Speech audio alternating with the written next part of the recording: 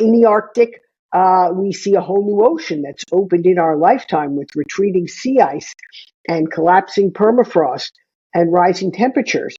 And so now Putin eyes the northern sea route that hugs the shallow Russian coastline as the next toll road for transportation from ports in Europe to ports in Asia.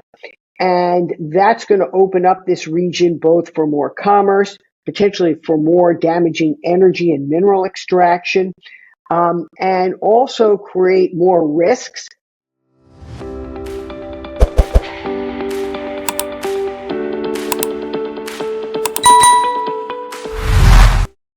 Hello, Sherri Goodman, and welcome to the podcast.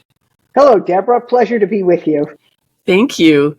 You are such an accomplished and unique guest. Your career has provided you with some insights, and I think they're insights that can only emerge from someone like you who went into the government and into the Department of Defense as a very young woman and one of the only women. And you've been so active with peacebuilding through environmental work. I'll let you use some of your own words that will come out a little bit more accurate than mine are. But working with climate and the environment and peacebuilding together and doing it so early on, starting in the 80s, I just think you bring this very unique and very valuable perspective to where we're headed in the world. So I'm excited for everyone to get to know you a little bit better. So you earned a law degree from Harvard, and then you also went on to get your master's from the Kennedy School of Government. So I guess is that how you were able to go in as a young woman into your first position, which was the Senate Armed Services Committee? I think you're like 20-something, right?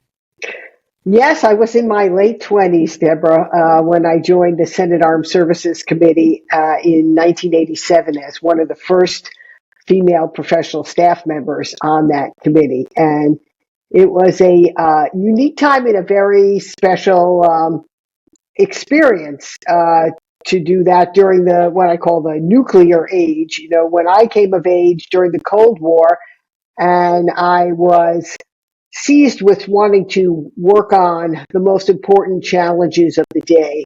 My parents survived the Holocaust. They managed to escape and come to the U.S., and I've always felt very fortunate, and we were raised as a family to believe that, America had given us so much, and we had to do all that we could to repair the world. In other words, it's a tikkun olam. Right. And so sharing that and working on the hardest problems and making the world better. And I had that opportunity and interest through first international affairs, and after college, I joined a think tank in Washington for a while, and then went to Harvard Law School, Harvard Kennedy School. I see. And then continued to work in this area. And when I had the opportunity, in fact, I wrote my first book was on nuclear weapons, the neutron bomb controversy. In fact, it earned me the nickname the Bomb Lady when I was very young. Just what you wanted. And but I say my career then went from weapons to waste. I started out on the Armed Services Committee overseeing the nuclear weapons complex, and that included facilities in Colorado at the time, like Rocky Flats and Hanford and Savannah River, where we were making nuclear materials, fissile materials for nuclear weapons. And during the 1980s, all of those plants failed for environment, safety, and health challenges, and we went into oversight of those facilities. How did you, as a 27-year-old or 28-year-old or whatever that exact number was at the time, was that one of your first assignments to be overseeing these nuclear sites? And when you say overseeing, what does that mean? Because there's a lot of ways to oversee a plant. Do you mean financially or the management or? No, as a professional staff member on the committee, the Senate Armed Services Committee that authorized funding for it, I had oversight of the budget. Okay. So I was responsible for preparing for the chairman, Senator Sam Nunn, my boss, Yeah. and the other members of the committee, which included Colorado Senator Tim Wirth at the time, who I worked very closely with. I was responsible for preparing the budget, mark, and the provisions, drafting it for their review. They were ultimately the ones, of course, the decision makers. Yeah. But we had to prepare the materials for them. So we had to understand what was going on enough to understand whether we would accept the agencies or the president's budget requests, what other provisions of law we would write to govern those facilities. So what was your mindset when you went into something like that? Because you had, your parents had just, World War II had ended and your parents had escaped, fortunately, and you were raised in the United States. So you must have had some pretty strong opinions about war in general. And then, did you know when you went onto the Senate Armed Services Committee that would be your role, working with the nuclear sites? I did, and I knew that I wanted to work. I wanted to work in this area because that is what I had studied, and I believed in a strong defense, and that we needed to have a strong deterrent in order to combat the threat that we faced at the time from the Soviet Union. Now, it didn't mean we were also negotiating arms control treaties at that time. So, another thing I did was work on the ratification of an important nuclear weapons treaty called the Intermediate Nuclear Forces Treaty. So we were also trying to reduce our nuclear weapons, and we were trying during this era to figure out what type of cooperation détente, it was the era of détente, if you will, with the Soviet Union was possible to reduce all those risks. I see. That really helps. Well, before we go too much further, one of the things that we're going to focus on today is a book that you have coming out, I believe, August 27th, but which people, viewers at least, can see behind you. It's on your shelf, but I'll hold it up here as well. Threat Multiplier, Climate Military Leadership. I should be reading it somewhere else. Climate Military Leadership and the Fight for Global Security. I have to tell you, this is not the friendliest cover I've ever seen. It's a little bit scary looking. Was that intentional, or is that just my interpretation? Threat Multiplier, it could be a novel as well as, right? Kind of that well, it's intended to catch your attention, and it looks like it succeeded. Yes. Yes, and threat multiplier is the phrase that I coined when I was working with the first group of generals and admirals that I organized at another think tank called the Center for Naval Analysis in 2007 to examine for the first time the national security implications of climate change. And we wanted specifically to understand how climate would affect national security. That became our signature phrase, and that's emblematic of the journey the military has been on for the last quarter century or more to mainstream environment and climate considerations into defense policy planning and practices. And it also reflects a way of sort of building out a community around this community that understands both the risks of climate security and then the opportunities for environmental peace building. I know we'll get more to that. Well, we will get into that because I think it's so fascinating. I think very few of us, civilians, people who've never been in the government, never been in the military even, and perhaps some who have, may not be aware that the government has been working on this, as you have termed it, threat multiplier of climate change for a quarter of a century. You just said, right? 25 years it's been in the conversation, because here we are in 2024. So since 2000 on, this has been the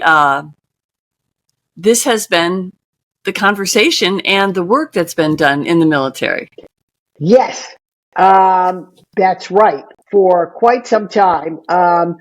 And I would say that has been the case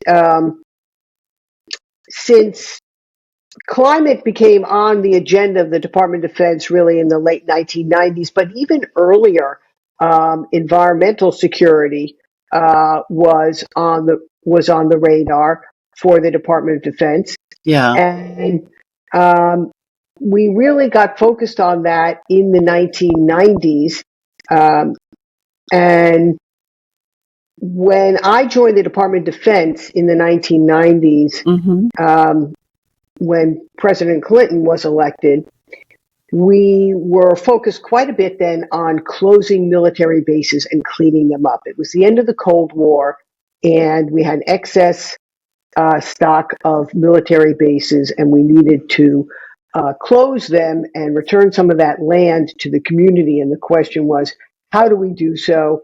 How do we clean them up? And how do we also ensure that there are jobs and good economic growth in the communities that were losing their military bases? Right. Real And President balancing Clinton act. was very seized with that. He called it job-centered property disposal.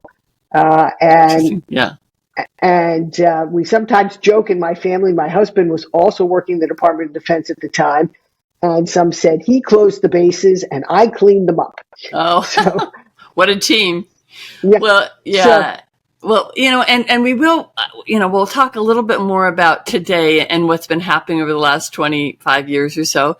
But since you brought that up, I would love to focus on the Superfund sites and the environmental cleanup that you were also overseeing, and which you mentioned just a little bit earlier. In Colorado, we have Rocky Mountain Flats and Rocky Mountain Arsenal that you worked on. But I want to put in a little an aside, I guess, first, that it's something you wrote in your book about, there are activists, and activists do make a difference, which I was happy to read that that did seem to have some influence on the Department of Defense, that people who were activists in the community really had a voice and really did have some impact.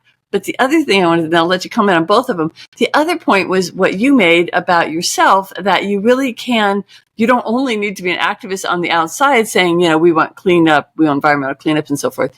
You're at the table, you're in the room, you're in the position of power, and you actually did take that position and utilize it in that way to be an inside activist, to be focused on environment. And I love that point. well, thank you. Yes, that's one good way of saying it. I had the privilege of being in the room where it happens for many years. And so you could use that. And I found that you could make change from within. And you could bring that change even from the outside. I mean, one of my very deliberate acts in the Department of Defense, along with many of my colleagues at the time, was to bring in environmental voices and environmental considerations across the range of decision making that we were doing, especially in the Defense Department, but it was happening throughout the U.S. government in that era.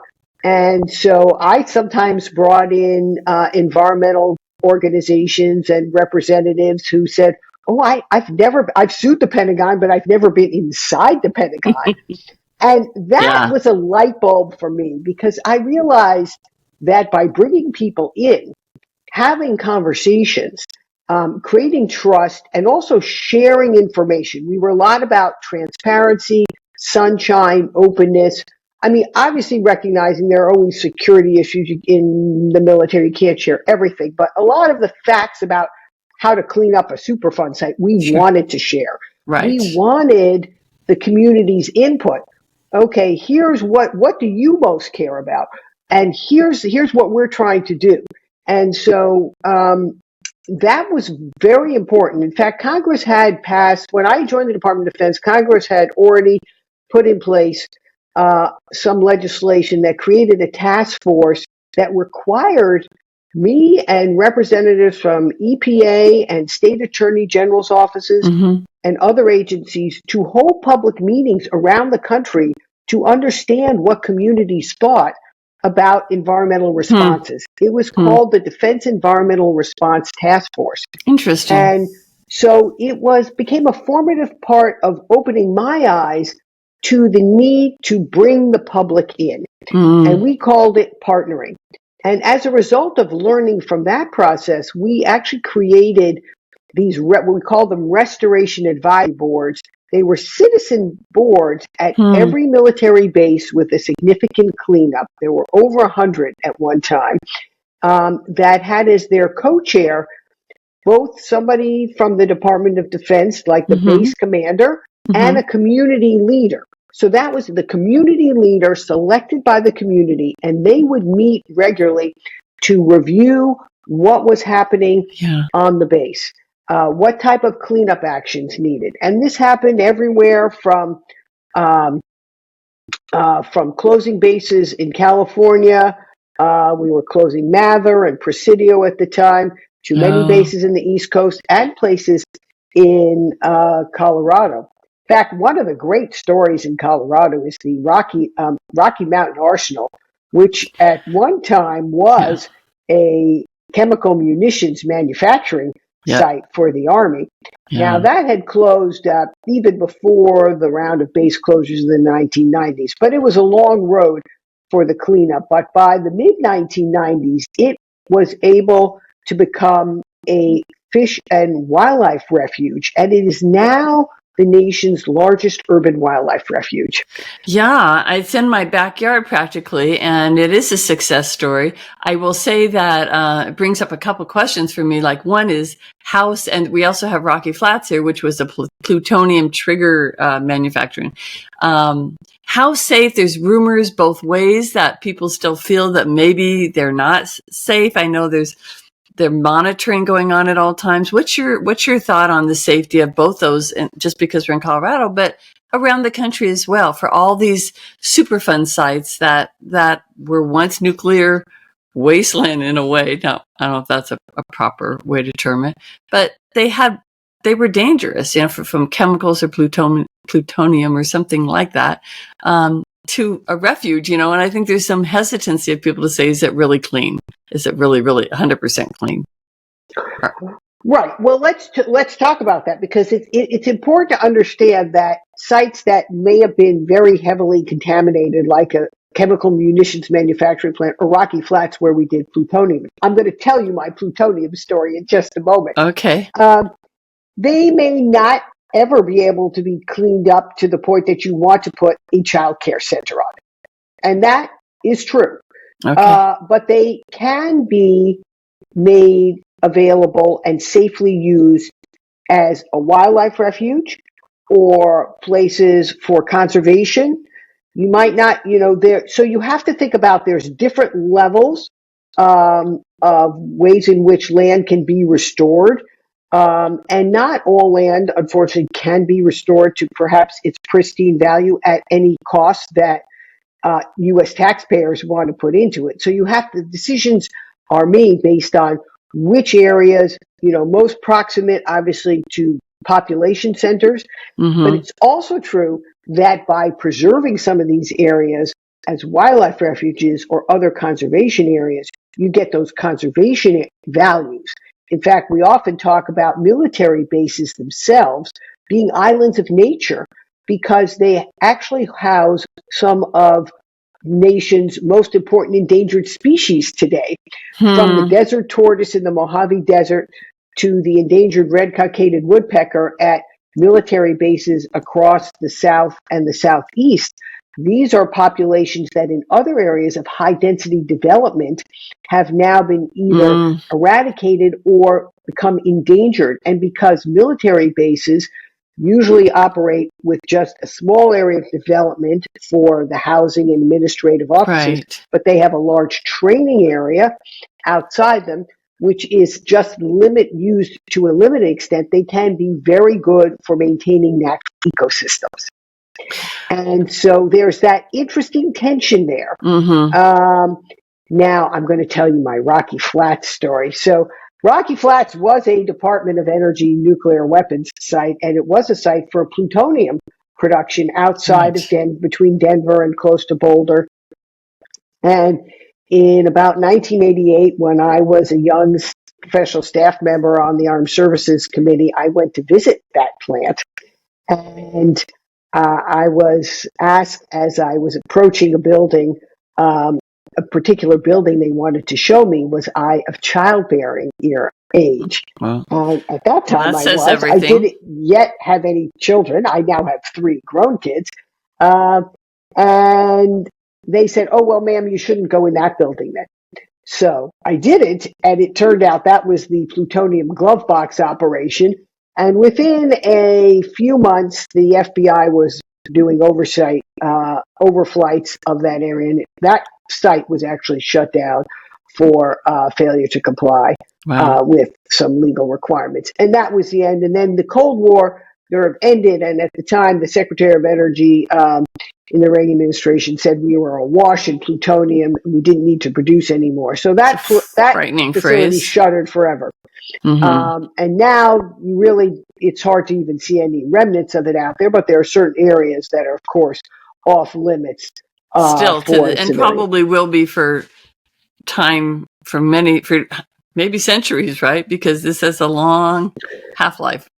Right. I mean, there are things we did not understand about Of course. contamination and Right. chemicals back then. And I Yeah. mean, the lesson you learn from today is that there are often unintended consequences to your actions. Right. And so you want to limit that as much as possible.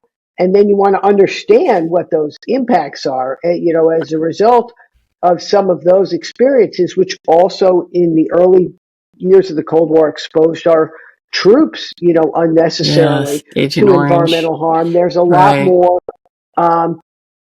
environmental health work done throughout the Department of Defense today to try to limit that. Now, is perfection been achieved? No, of course not. But there's much greater awareness of the need to understand the health impacts to our forces from all types of air, water, other pollution.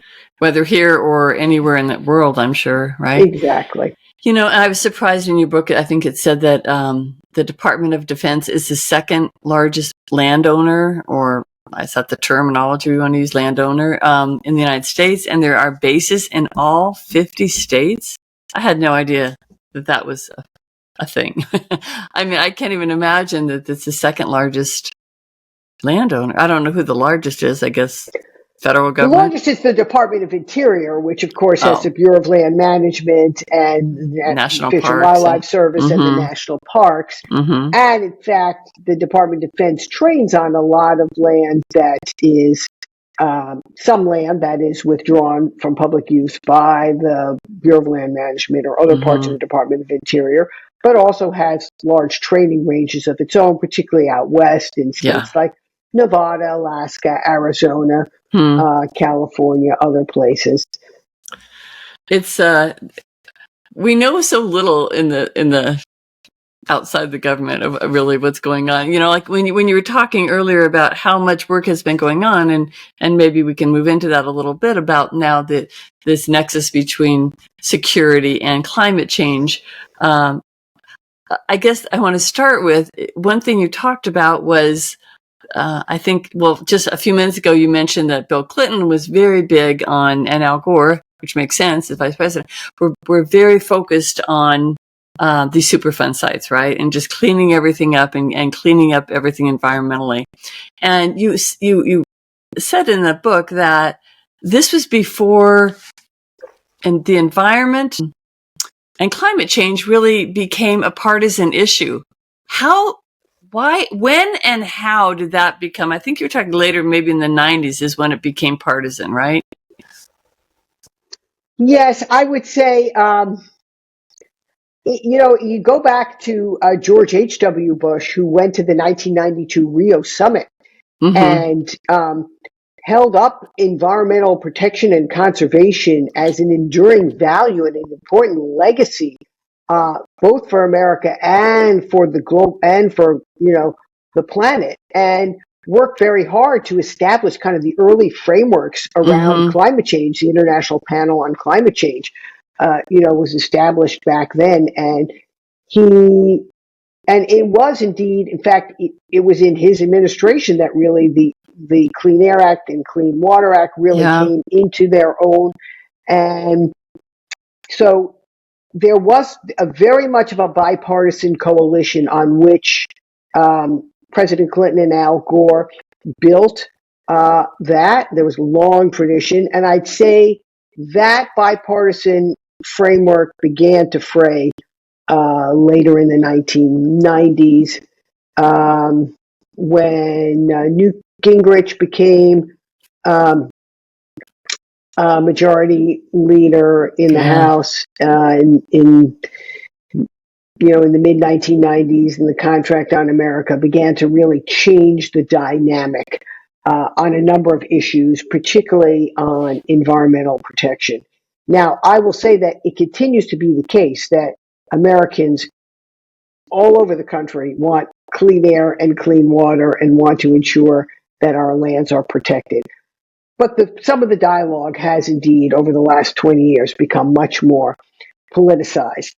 And in fact, one of the reasons that, not the primary reason, but one of the reasons to examine the national security implications of climate change is better to understand it through the lens of security, because that has long been an area from my time on the Armed Services Committee. I kind of grew up with this, that is very bipartisan. We always worked in everything in Right. defense and for Mm-hmm. protecting our nation and for Mm-hmm. securing our troops and providing for readiness of our military forces. We always do that in a bipartisan way. And so Senator Nunn, my boss, worked very closely with Senator John Warner, who was the minority leader at the time. And it's interesting, in fact, that when you think about Senator John Warner, who was his dear partner, a Republican from Virginia, when he retired from the United States Senate, he became a major champion on climate change. So there was, and he worked very closely with, I worked very closely with him, and he worked closely with our military leaders, and he could tell you stories about his own youth working in the West, working in Colorado, in Idaho as a young man in the 1940s, and seeing even then ecological devastation that was occurring to Right. forests from the pine bark beetle affecting the trees out there. So there is a deep bipartisan root. And I think sometimes, and you see that often in the conservation, the fishing and hunting associations as well. And so I think it's important to remember that even at a time when some of the conversation has indeed changed. Well, I would say much more than the conversation has changed, the actions have changed and the goals have changed. And it seems quite concerning that you talk in the book about, and this was very understandable, I think, from looking at both sides of the aisle, that people did not want to give up military readiness. And if using a lot of fossil fuels in all of our weaponry, and the tanks, and in whether it was here in the United States on military bases or whether it was overseas, and even in areas of war, to use a lot of fuel, allow, to not have to monitor the amount of fuel and so forth would allow us greater military readiness, which most people could understand. However, today, it sounded like you had quite a strong position about trying to reduce the reliance on fossil fuels, for example, even in the trucks and the military gear in the US, but possibly also overseas. So I'm not sure exactly what my question is, but I don't see how we split so broadly that now it's like drill baby drill, and sort of one side saying completely disregard, or it feels like they do completely disregard the climate change implication, even while you're considering one of the greatest, or everyone's considering one of the greatest threat multipliers is climate change. Like, how do you balance both sides of that scale, or how do they, I should say, those who are against reducing fossil fuels? Well, I think you can use what the Department of Defense is doing today as a way to lead by example and showcase where we can go in the future. Yes, of course it's true. We can't just shut off the valve today on fossil fuels and expect to enjoy the same comforts that all of us have at home, or power the tanks, aircrafts, and other weapon systems we already have in our inventory today. But we can accelerate our plans to transition to different fuels for the future. And we're doing so in the military, in part because that's going to improve our military effectiveness. So sometimes we say it's about the mission. It's not only about the emissions, it's about the mission. And that I think is very important for your listeners to understand. And it's true also, I think, in the civilian life, because today we have an electric grid that is increasingly fragile and knocked out by Correct. extreme storms or subject to a cyber attack or a deliberate attack. And so we need to find better ways to provide electricity. And in doing so, our military bases are in many ways showing us what America's future is going to look like by putting microgrids on most military bases today. And those microgrids, they can be powered by all sorts of fuel sources. Now, they can ultimately be powered by renewables with better batteries. That's the vision. Right. But in the interim, you can use other fuel sources. You could even use a diesel generator to power your microgrid, but then you're not tied to the big electric grid, right. And you have better energy security. So we need to think about sort of distributing our energy sources, having what they call distributed energy that's Definitely. more secure, and that also allows us to hook on these other forms more locally tailored, because the needs in every location can be different. Mm-hmm. There's a base in Georgia, a Marine Corps base in Georgia, that also puts on its microgrid methane waste from garbage. So they're extracting the methane from the landfill. That's become an energy source. Yeah. And so in places where you have those landfills, and some military bases have them, they can convert that garbage into energy. And so that can be helpful. And then you can work with the local community also to share those services, because many times, bases are connected to the local power source and the local water source. So it's all about making the infrastructure more resilient to the risks we face, because we know that with accelerating climate risks, we need to accelerate our energy transition. Well, that makes a lot of sense. And yes, it's so true that we have to get off these connected grids. We are so at risk right now. And I, again, it's hard to know what's happening on military bases. I wasn't aware that was happening prior to this, that they're trying to get to the microgrids and moving, and that you were, I just wanted to say, I know you just last month received a really lovely is probably not the right word, prestigious award. The Environmental Peacebuilding Lifetime Achievement Award. Now that's significant. That's a significant title. You're probably the first one to receive that. I'm imagining that was at the Hague in the Netherlands. Yes. Yeah, quite an honor. Talk about your role more, and how this came to be, and what your role has been over these, I don't know. When did you leave the Department of Defense? I'm not sure what year you left. I left the Department of Defense in 2001 after 8 years of service as the first Deputy Undersecretary of Defense for Environmental Security. And my work on environmental peacebuilding really began in that era, as we learned about the challenges and the threats of global environmental change, everything from ozone depleting substances. And in that era, we had the Montreal Protocol, where we were kind of reducing our use of ozone depleting substances, and the military was part of the technology innovation to find those better substitutes for the ozone, because firefighting had been heavily reliant on these ozone depleting substitutes. Right. That's one PFAS, example. Yeah. Right. Yeah. And then later now PFAS, and we were also working with militaries around the world to improve environmental practices and share our own education and learning with them, so that we could lift kind of all military boats together. So as we were gaining environmental education and awareness within the U.S. at the time, and part of our national security, our foreign policy focus in the 1990s at the end of the Cold War was framed by a brilliant Secretary of Defense I worked for named Bill Perry as preventive defense. So what can we do with our allies and partners to reduce the chance that we will actually have to go into combat, to go into war, cooperating in all ways from arms control to security cooperation to environment and conservation was all seen as beneficial to our larger frame of engagement.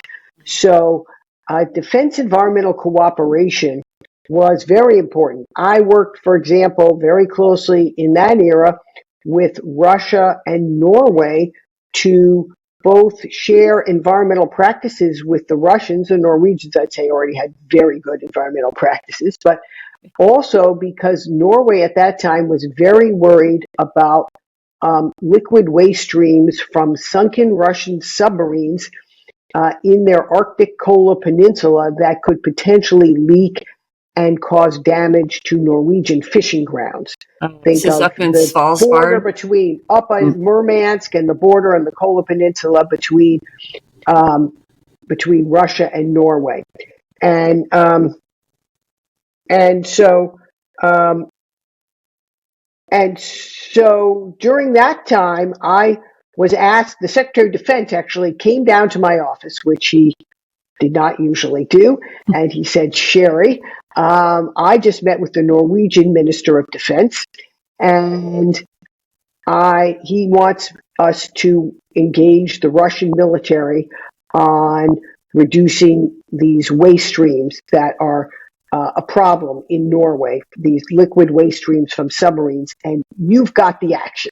And What year? so What year was this? In the early 2000s? This was 1994. Oh, okay. So we were still pretty friendly with Russia at that time. Yes, at that time, we were still working with Russia. Unfortunately, that era is gone, and we have a different leader now. But we launched from there the Arctic Military Environmental Cooperation Program, and Norway, the U.S., the U.K., and other partners helped the Russians build a cask that allowed those liquid waste streams to be safely offloaded and moved by rail inland for safer storage, rather than leach into the waters around of that region.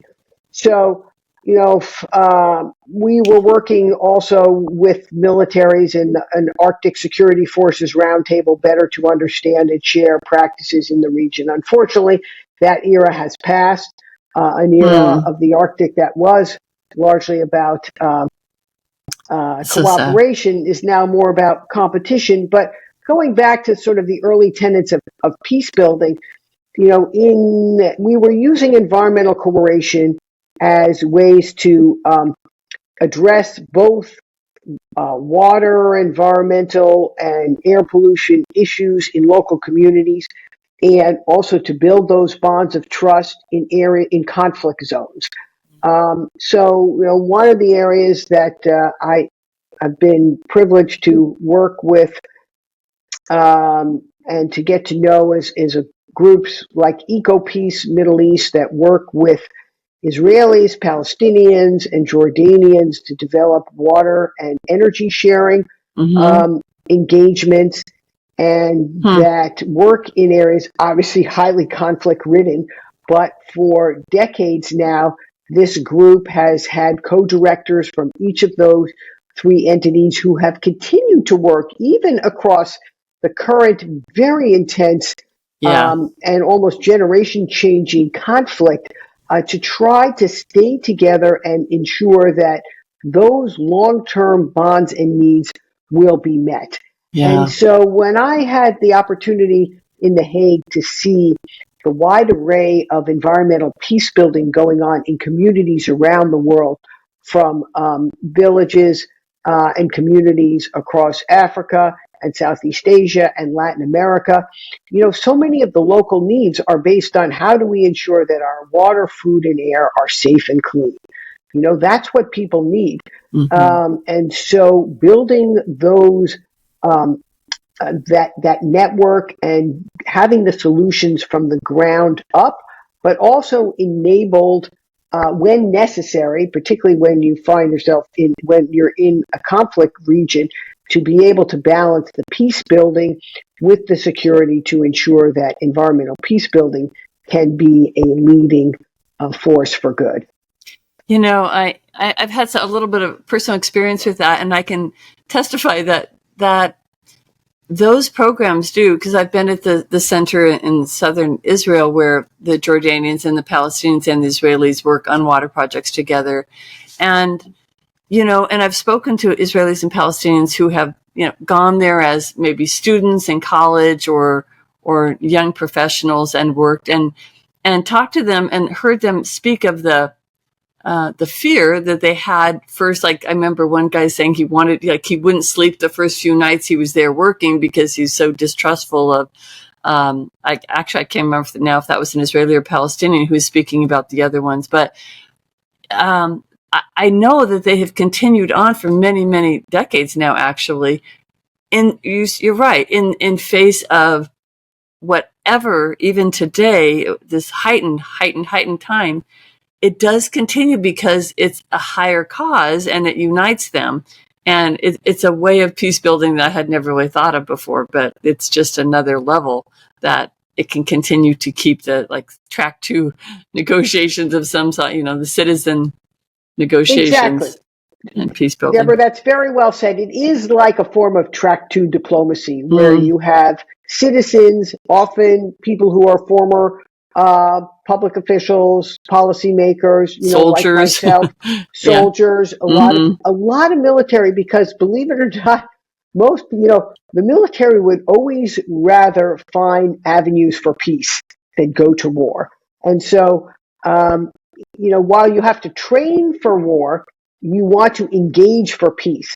No. And in this climate era, one of the areas that we find ourselves working in is bringing military and civilian and foreign policy and citizen stakeholders together to find common ground or understand by each region of the world in particular, so that you can find avenues to develop more concrete projects, engage sort of, for example, a lot of natural infrastructure needs to be improved to become more resilient in coastal areas that are more likely to get flooded now or to have more devastating rainfall or be subject to more severe storms. Definitely. But all those solutions really have to be locally developed and brought forward from the people who live with them every day. Yeah, and to work with the other people on the other side of their conflict from whatever part of the country, that's or the world. That made me a little bit, it took me aback when you were talking about the Norwegians. Oof, sorry, big thunder all of a sudden. When you're talking about the Norwegians and the Russians, and I guess Americans as well, that's something that we lose in war. Like we all understand that war is terrible on the environment, from the bombs and every other, it's terrible for the environment. We're sending ships, we're sending airplanes, we're sending all these things, all of which are really harming. But to also recognize that the cooperation, the environmental cooperation, comes to a standstill, as it has between, say, Russia and Norway. That's a very sad, and it kind of leads me to the next question, actually, which is about, you write about in your book, and maybe you could talk a little bit about some of the threats that we are facing today. You call climate change a threat multiplier. Can you explain a little bit more about what that means, and then maybe some examples from around the world, or that we're struggling with in this area? Right. Well, by threat multiplier, we mean that the changes in the Earth system from climate change, hotter temperatures and more rainfall and more floods and stronger storms and collapsing and melting permafrost and retreating sea ice and prolonged drought and ocean acidification and the ocean heat waves we experience, all of those are destabilizing the natural system. Mostly what we talk about in security is how to achieve stability. That's always the goal, how to have something stable. Even during the Cold War, where we were, locked in a conflict with Russians, we had a level of what we called strategic stability, because by knowing that we could both annihilate each other, that provided sort of a level of a level playing field, and then we worked underneath that, and there was a level of cooperation. Now, there was always tension.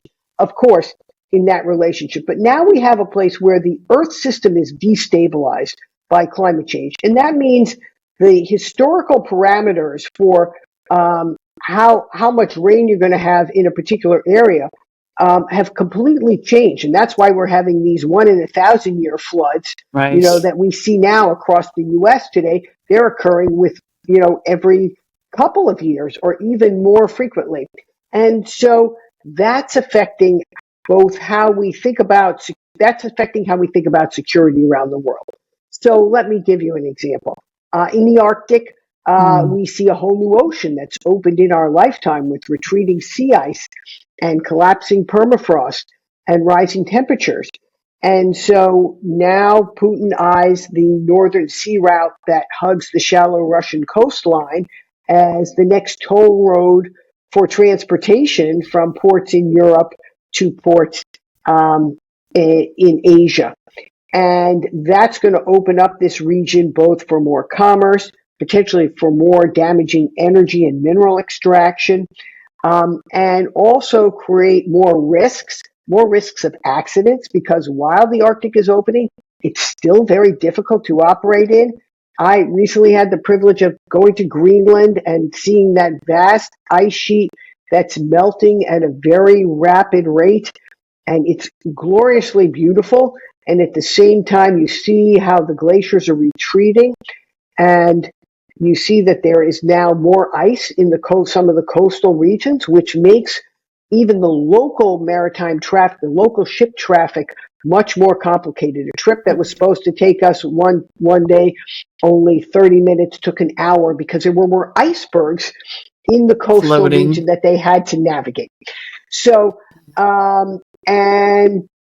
so that's one reason. The risks of an accident, for example, from the nuclear powered icebreakers and other nuclear vessels that that Russia has built across the Arctic, with more energy transportation like liquid natural gas vessels, could result at some point in an accident with an international spill. So that's why there's a lot of work being done to sort of practice how to respond to an oil spill, but we hope an oil spill never occurs.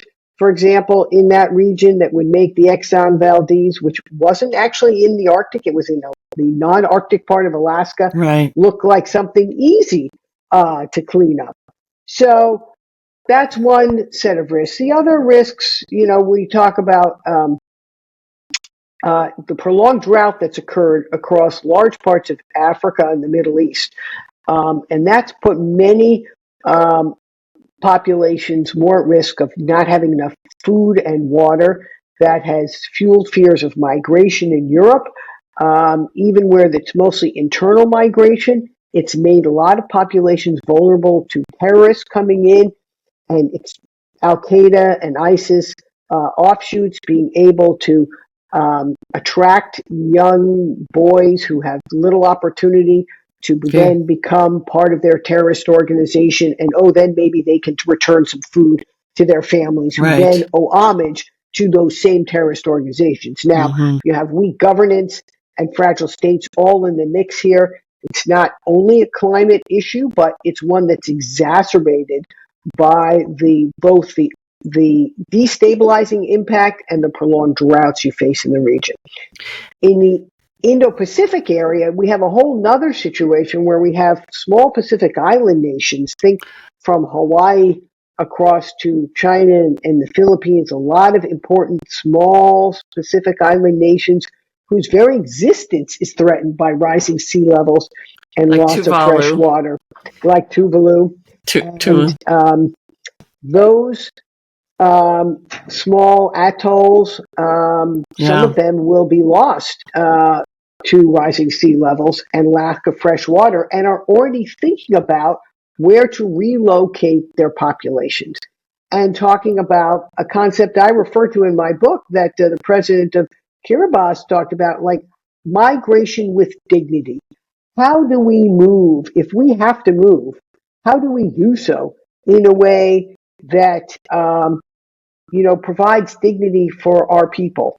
And that really in part resonated with me being, an immigrant, the firstborn child of Holocaust refugees, knowing how difficult it was for my parents when they first arrived in the United States, um, Oh, how and then sort of resonating with and people often move. It can be an adaptation strategy. I mean, let's say I'm very happy that I was fortunate to grow up as an American. um, so it can be, people migrate all the time, but the question is under what circumstances right. and I how mean, when you're voluntary is it. yes, and and you look at it kind. I guess maybe mispronounce Tuvalu or you say Tuvalu. That, like, for example, that country, it's the first country where it's not that the people are leaving the country; it's almost that the country is leaving the people. Because Well said. they are going to be underwater. But these are things that we have known for decades, and I think the part that makes me so emotional about this, some of those islands that are going to be, they're going to have to be no more. An entire nation. For example, I'm not sure what country your parents left. What country were your parents? They left Germany. They were in Germany. So Yeah. at this point, many years later, you could go back to Germany and see your homeland, but they will not saying that wasn't a lot that they went through, but just to show the contrast that these are people who will never be able to go back. Their country will be gone, and to find and to hold on to that nation, as citizens, and try to, I know they're trying to save some of them and move them to maybe another, to save that civilization, to save, document the cultural and the history of it. And I Well, think there that are some actually interesting parallels because so much Holocaust, so many Holocaust survivors lost their history because it was destroyed or looted right, or taken from right, them. for sure, And so, yes, okay, you can go back to those places, but can you find your yeah, history? Not right, always. right, And in very some valid. sense, there are parallels. Obviously, it's a different situation, and we shouldn't stretch it too far. But in other words, the need to preserve your history, I think, is an important one. And to have that root, I mean, as a child of Holocaust, refugees, I work on that and think that's very important. Hmm. But I resonate with those who might have to leave and never be able to even see parts of their land again, or not see Yeah, it in the same way. You right, know, right. um, Yeah, no, it's a similar loss that every immigrant, every migrant, every refugee shares. The loss of a homeland, and it goes on for time. It never ends, right? That's still a big part of your identity, is that you are a child um, of I think you term it Holocaust refugees, not survivors, or yes, both really in a way. And I think that the sad part here, just switching back to the environment, is how long they have known, how long we have all known, and how hard, like some of those nations, especially the atoll nation, the island nations, how hard they have worked to try to convince the countries like ourselves to reduce and shift over to non-fossil fuels. um, you know, and we haven't done it, and now that they're going to lose their country. So it's a hard thing to watch in slow motion, I think. At least it is for me. yes, I would say that climate change is often a slow motion crisis. It's like the frog in boiling water. Exactly. We're Yeah. boiling, and are we Yeah. going to jump out? Yeah. And we also say that, sometimes a crisis is a terrible thing to waste. So, Yeah. when you have to experience that devastating impact, sometimes that enables you to reset.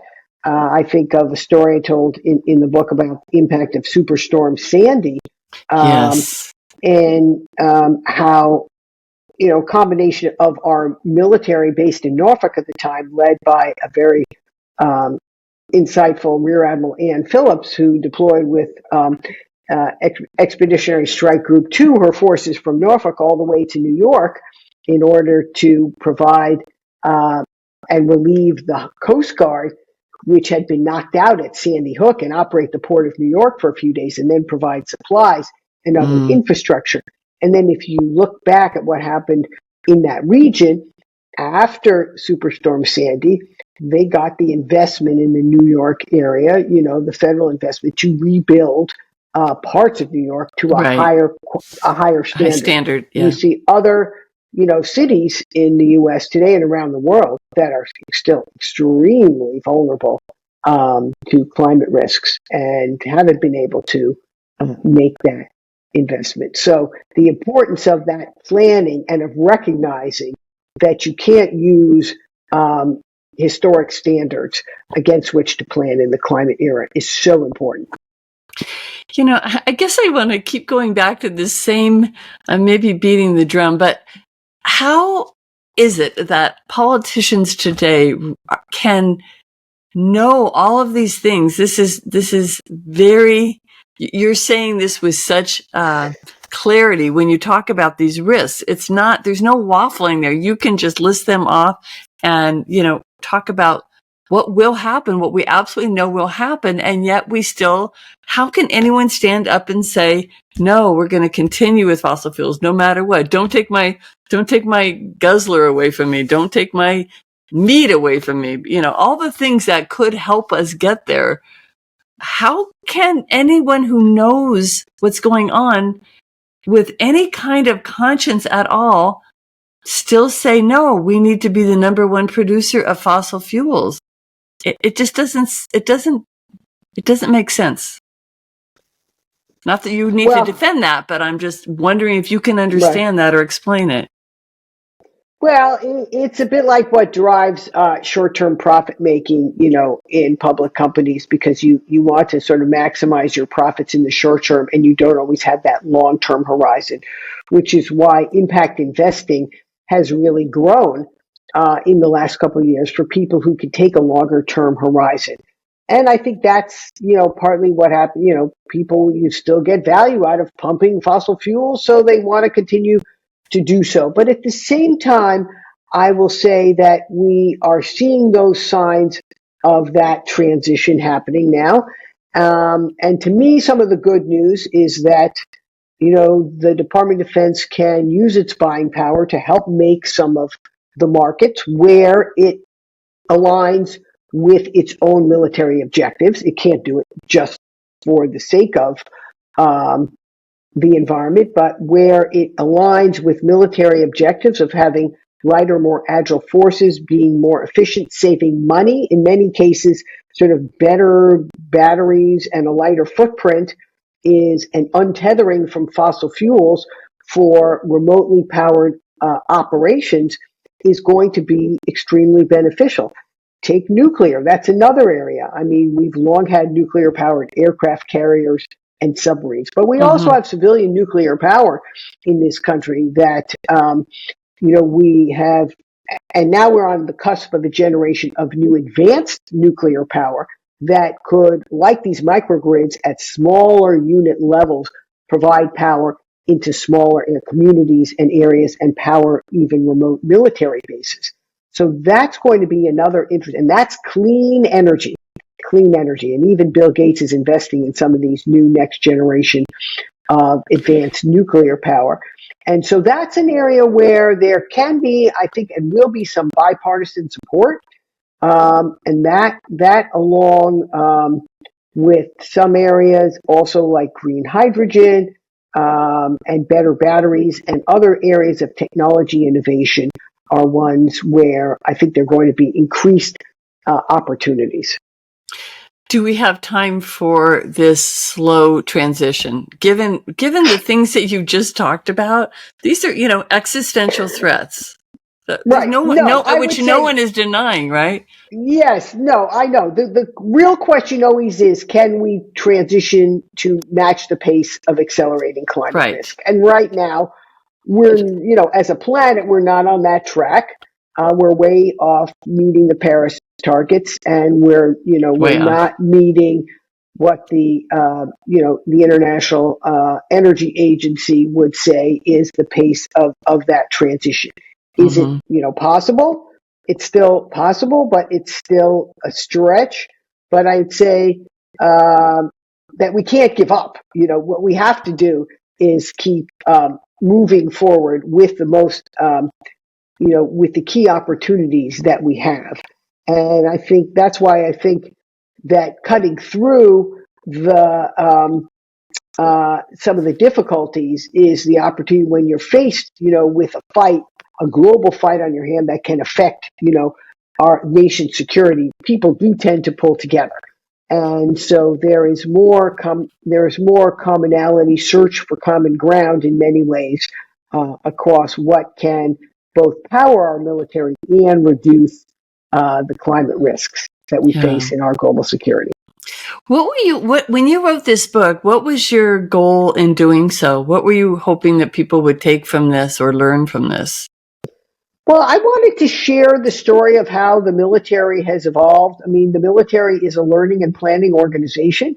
It has been at the forefront in many ways of social change not that maybe the forefront, but it has marked those periods of change in American society. If you think back historically to racial integration, that when that happened in the military, that spoke to the changing tide in America on race.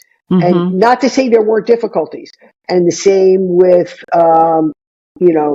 integration of gays in the military. That was like one step forward, two steps back, and then more steps forward, right? And I'd say, all of this sort of fits into that pattern. We've taken a number of steps forward. Sometimes we've taken some steps back here. Mm-hmm. But the other thing I would say is that most members of the military today, particularly the younger people coming into the military, mm-hmm. want as much safety as possible. They want to leave a better legacy for the future. They join because they care about America's security and they want a safe place for their family and their kids in their future. And so I think all of this fits into providing enduring stability. And the military has also often been at the forefront of technology, innovation, and adaptation. And while in the Cold War, a lot of that was technology invented in the military, think of GPS and the internet, and then spun out. Today, a lot of the most important technology innovations are occurring in the civilian sector, and they're spinning in. And that's also important because we have to see how you adapt those into the military environment, but also be able at the same time to use that buying power to accelerate the adoption of clean energy technology, whether it's those better batteries, microgrids, renewables, and advanced nuclear. So let me just finish with a question for you regarding what you see, because you've been on the inside, on the inside for so long. You've also been on the outside. How could you encourage people to make an impact that are not in the military and are not in the government? I mean, do you think for those of us who really are quite concerned about the existential threats of climate change and trying to do things on an individual basis, which don't really compete with something like the military budget, which could be a game changer on how they spend their, how much fossil fuels, how much renewable, how quickly the switch to renewable energies moves. What can we do? Would you say it's through voting? Would you say it's through activism? Would you say, how do we get our voices heard and make the greatest impact for those of us who may not have the same pulpit as someone inside the military? Well, all of those ways you mentioned are important, and everybody finds kind of their own natural channel. You obviously found yours in sharing stories of people who are in this space with your listening audience, but it can be in a smaller platform too. It could just be in your community, in your book group, in your gardening club, in your Rotary club. In your church or temple. I mean, all of these spaces provide opportunities to learn new techniques, to develop a stronger environmental and climate ethic. I think back to when I was growing up, it was still pretty common that people could litter. And remember the litter campaign, and all of a sudden, within like a decade, it became, you would not think of when you see somebody littering now, you think, oh, wait a minute, they're breaking the rule. Okay, Yeah. but that hadn't been the rule before. So Right. I think we can change these norms, and I see them changing. As you say, sometimes it's not happening at the pace of the accelerating climate change that we're Right. facing, and that indeed is a risk. But I think we still have to be hopeful, and we have to inspire hope at each and Agree. every local level, uh, and local, regional, and even national and international level in different groups. And sometimes we have to get out of our own comfort zone and meet and mix with other people. And I like that too. I think that's an important way in Right. which we each learn and grow. Mm-hmm. Sherri, thank you so much. This has actually been fascinating, and I've learned a lot. And I think this book is so illuminating to what we are facing in a lot of ways, and what some of these challenges are. I should hold it up a little bit higher. But I think, again, this book is coming out on August 27th, I believe. But it's fascinating, even especially depending on your age. If you've been a person who lived through the Superfund sites and cleaning up the nuclear waste, it's really interesting in that regard. It's interesting to see how politics work, and how a president or someone has to, or anyone in the government has to work with all the competing interests of Congress, of the society, of the military. And it's just never as simple as it looks. And I think that you've really made a great contribution to helping us understand why it's not just like, let's quit using fossil fuels, and why things are always more complicated. So thanks for that understanding, and for the insights from really you're one of the rarest gems out there that has had a seat, as kept said at the beginning, inside the room, and can share that with us and can write about it in detail and kind of bring us all along. So thank you so much for that, and for being on the program and explaining it for us. Well, thank you very much, Deborah. It's been a pleasure to be with you today. Thank you. It's been my pleasure as well. Take care.